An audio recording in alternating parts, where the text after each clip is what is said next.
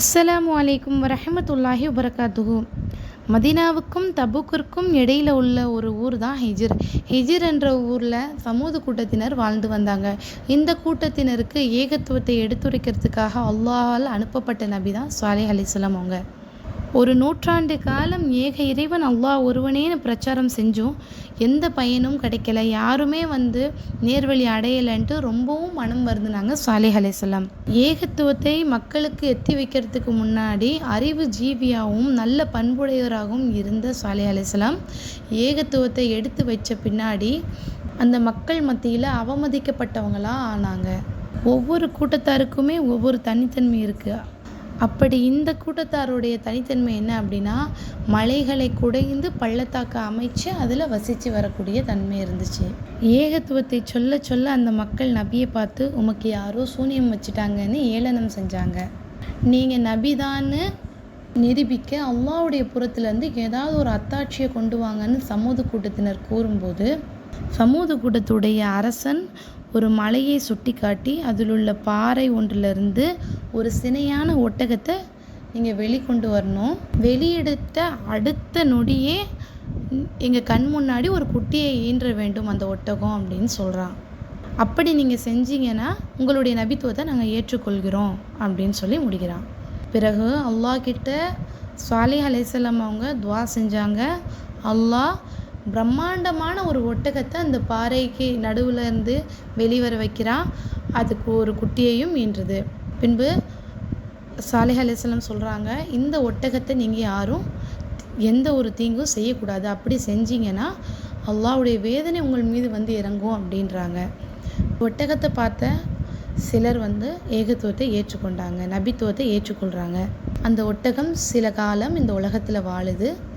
பகலெல்லாம் காடுகளுக்கு போய் மேய்ச்சல் கொண்டு வந்துட்டு மாலை நேரம் ஒவ்வொரு வீடுகளுக்கு சென்று நிற்கும். அவங்க அந்த மடிவுக்கு நேராக பாத்திரத்தை ஏந்தினாங்கன்னா அது பால் சொட்ட வச்சு அவங்களுக்கு பால் கொடுக்கும். இரவில் சாலிஹ் அலைஹிஸ்ஸலாம் அவங்களுடைய பள்ளியில் போய் படுத்துக்கொள்ளும். ஆனால் அந்த மக்கள் எப்படிப்பட்டவங்களாக இருந்தாங்கன்னா, அந்த ஒட்டகத்தை எப்படியா துன்புறுத்த வேணும் அப்படி தான் நினச்சிட்டு இருந்தாங்க. அதுலேயும் அந்த கூட்டத்தில் இருக்கிற பெண்கள் இந்த விஷயத்தில் ரொம்ப மும்முரமாக இருந்தாங்க. சமூக கூட்டத்தில் பெருமை அடித்து கொள்ளும் கூட்ட தலைவர்கள்லாம் ஈமான் கொண்டவர்களை பார்த்து, நிச்சயமாக சாலிஹ் இறைவனுடைய தூதர்னு நீங்கள் நம்புறீங்களா? அதுக்கு அந்த மனுஷங்க என்ன சொல்கிறாங்கன்னா, நாங்கள் அவங்க மூலியமாக நபித்துவத்தை நம்புகிறோம் அப்படின்னாங்க. நீங்கள் எதை நம்புகிறீங்களோ அது எங்களுக்கு நிராகரிக்கப்பட்டது தான், நாங்கள் அதை நம்ப மாட்டோம் அப்படின்னு சொல்கிறாங்க.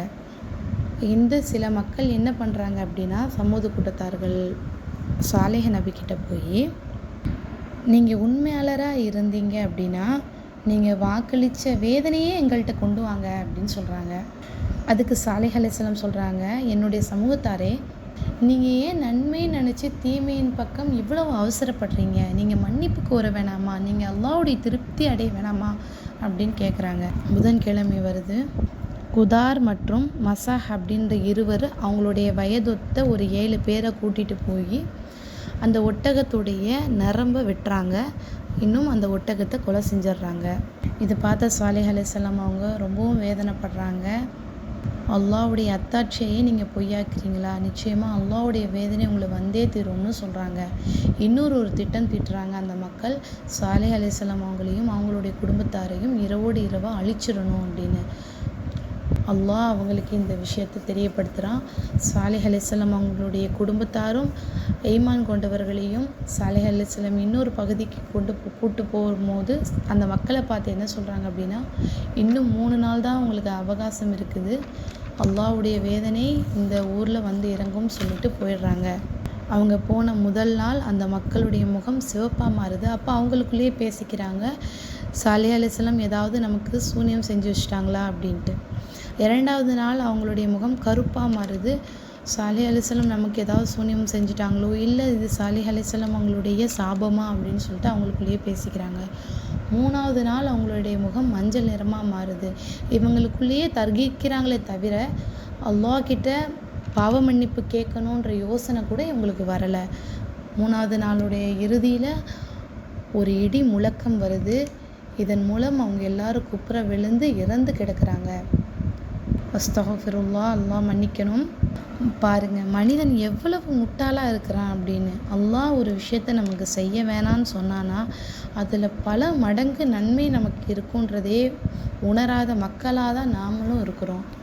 நன்மை நினச்சி தீமையை கேட்டாங்க, கடைசியில் அவங்களுடைய முடிவு என்ன பார்த்தீங்களா? அழிவு தான். ஒரே ஒரே ஒரு இடி முழக்கம்தான் ஒரு கூட்டமே அழிவுக்கு முடிவாயிடுச்சு. அல்லாஹ்வுடைய